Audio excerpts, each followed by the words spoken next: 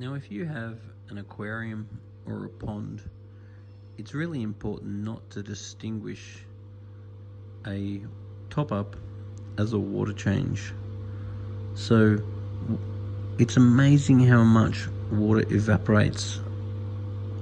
So if you have an aquarium like this, if it hasn't been attended to for a month or so, the water can really drop very, very substantially, to the point where new hobbyists will often conclude it's leaking. But when you top that up again, it's very important that you use water ager, because you don't want to introduce any chlorine to the water. And it's very important that you add some carbonate buffer if your KH is going to be low, because over time your KH will tend to fall. So when you add new water, it's a good opportunity to check your KH and just raise it if need be. If your KH is up, you do not have to add KH buffer.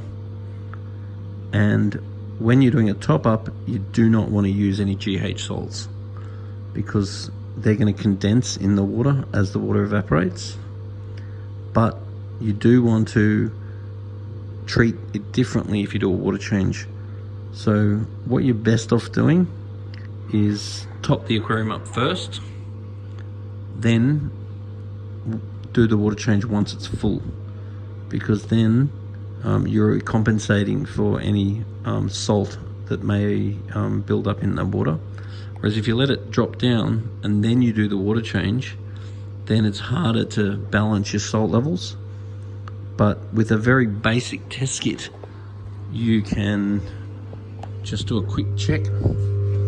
In this case, we're using the Pro Scan, which is a really simple thing. You just chuck the dipstick in and then you use your app to compare the color. So when you're doing a water change, you do want to add your GH conditioning salts, because when you do the water change, you're going to reduce the GH conditioning salts, and therefore over time the GH may fall too low, and that will compromise the immune system of various fish. So it's important to understand what the KH, GH and pH of the fish that you want to keep, so therefore you can adjust the water as need be. So once again, if you're going to top up the water, you need to use water ager and KH powder if required. But if you're going to do a water change, then you will tend to use your water ager, your KH powder if required, and normally GH salts as well. So once again, having a basic test kit like the JBL Pro Scan, it's just a matter of dipping in the dipstick, laying it against the card, photographing it with your app, and then it will map out all the colors for you and you'll know exactly what to do.